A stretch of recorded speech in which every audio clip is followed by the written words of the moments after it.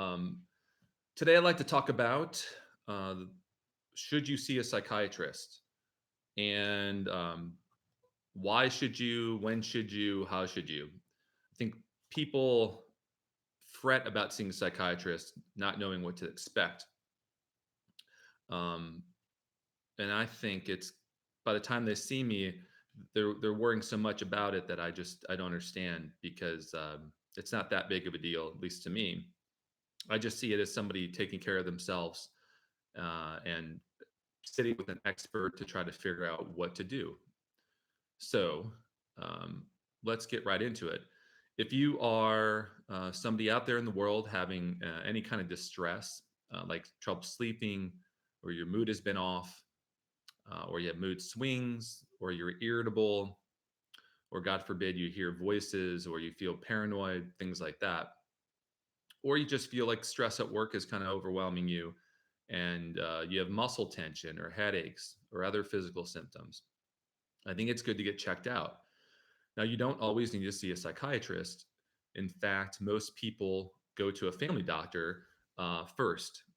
They don't actually end up seeing a psychiatrist, especially in the United States. The stats show that family doctors or primary care physicians or internists do most of the prescribing for psychotropic medications.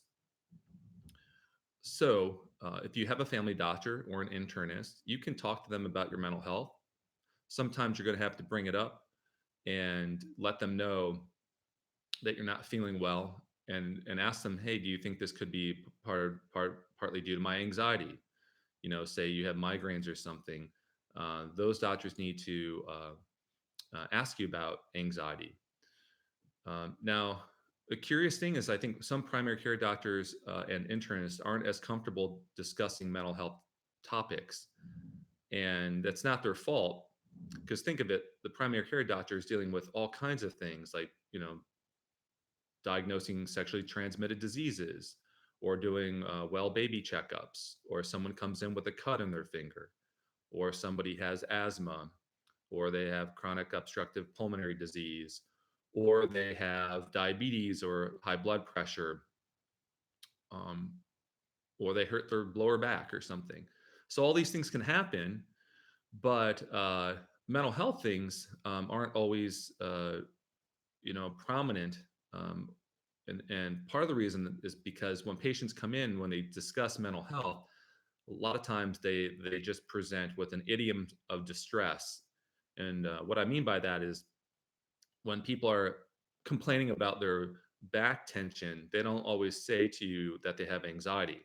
But we as doctors need to be able to look at you and say, could you just be really tense lately, and that's why your back pain's not getting better? Um, or if somebody's coming in and talking about some medical problem and they end up crying in the session, it's important for the doctor to pause and talk to them and say and ask what's really going on. A lot of times people are going through a breakup or a job problem, or maybe they're having a substance use problem and they're ashamed to bring it up. So, uh, should you see a psychiatrist? Well, first, maybe see your primary care doctor and talk to them about it. Now, if you've had a history of mental health issues, uh, and you're not satisfied with the care that you're getting somewhere, and you want to find more answers to your problems, then I think it's kind of neat to then go to a psychiatrist at that point. And what to expect with a psychiatrist? Well, I can only speak from my experience of knowing the psychiatrists I know in the community, and the way I conduct my practice. Um, Usually, we're really looking out for symptoms of anxiety, depression, substance use problems, medical problems that might be causing um, psychiatric syndromes, sleep problems, physical symptoms, all of those types of things. So as soon as you call my office or submit a registration form, and I'm reading through that, and as soon as you sit down on the couch and lay eyes on you, I'm already thinking about the multitude of things that could be going on. And then we hone in on what specifically you need help with. So if it's a sleep problem, sleep can be a sleep disorder can be related to all kinds of things like bipolar disorder or depression or anxiety or even excessive amounts of caffeine. Um, or some people have circadian rhythm sleep problems, and they need a doctor to sit down and kind of tease out how much they've been sleeping and when they've been sleeping to really help them delineate um, whether they have a sleep disorder related to anxiety, depression, or maybe just their sleep rhythm is off. So these are some of the things that we like to talk about. All right, so why see a psychiatrist? One is that you should get more expert opinion about what your diagnosis is. Not that a family doctor can't do that, but I believe that we are less busy and more attuned to taking care of this mental health problem. So I like to think it's a bit more thorough examination. In our examination, we rule out medical causes, we rule out substances, many of which patients aren't always open to tell you about. So you kind of have to dig for that. And part of my assessment is really digging to find out every little substance you may or may not be using. Beyond that, then we do a full screening about every mental health problem that you could be having.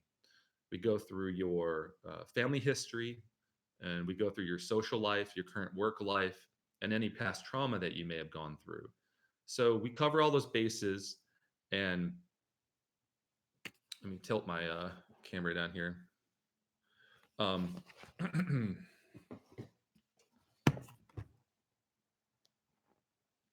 we cover all those bases. Um, the treatment plan, we would discuss that in a collaborative way. I usually like to recommend therapy and specific types of psychotherapy to people who need it. Sometimes I recommend taking a break from a friend group, or I recommend like the strong need to go ahead and get that gym membership. Not that those things fix somebody overnight per se, but they set an expectation that we can work towards. Um, so I think the psychiatry examination is quite detailed and can bring clarity to a lot of folks. All right. So that's kind of the why and when to see a psychiatrist. I guess the when to see a psychiatrist, I should mention that, is when you're feeling like your distress has been chronic or difficult to control, um, where maybe your symptoms are affecting you at work, or breaking into your sleep, or you just don't feel well much of the time. So if more than half the time you're feeling unwell and it's not something physical, then I'd consider going out there and getting that checked out. Um, I mean, I talk to a person. I talk to a person every few weeks that I run into, a friend of mine, who complains about muscle tension and sleep problems and worry about this, worry about that, and says, "Well, wouldn't you be worried if you had all the problems that I have?" And I probably have a lot of those problems, but I have coping skills and try to do things to take care of myself. Um, and this person just doesn't think that they're I guess worth it to go see a psychiatrist and really tease out what it is. Kind of feel ashamed about it. If you've been living with something for over a year and it's not going away, I would then go ahead and get looked at. And why, is because if you aren't well, if you're not taking care of yourself, you can't care for other people. You can't be effective within your sphere of influence. It's harder to grow as a person when you're under that much distress and you aren't feeling well. And also, life is short. I think that there's enough suffering to go around, and like, why suffer more when you have this beautiful life that could be better and more enjoyable and more meaningful if your mental health was well. So those are some thoughts about that. So how do you find a psychiatrist? Well, you can Google, New Orleans psychiatry, and you'll see a bunch of names come up. One of which will be my name at Atlas Psychiatry, and the therapists that work here. You will also, or you can also just your own town, Google your town and then psychiatrist. I would say look for the best website where it looks clean and look like they are paying attention to detail. You can look at reviews as well.